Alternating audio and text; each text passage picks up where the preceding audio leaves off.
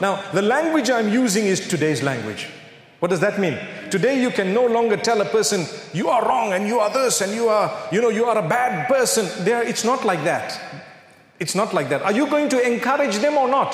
Part of our tradition and culture is to speak to people in a way that brings about harmony, unity, together with the correcting. You see, so if I say, we can do better. If I ask you, how many of you do not pray 5 times a day? Please don't show me your hands. I'm not asking you.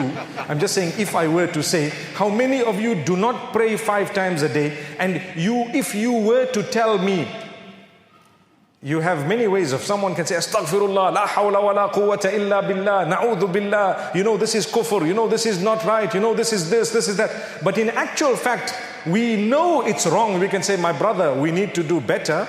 You see, it's an equally serious statement, but it's worded differently. We can do better. I can do better. You can do better. You don't pray 5 times a day? We have a lot of hard work to do. That's another way of wording it. Did you hear that? What did I say? You have a lot of hard work to do. That is professional. That is a proper way, not breaking the hearts, not being judgmental. Because today we have a problem.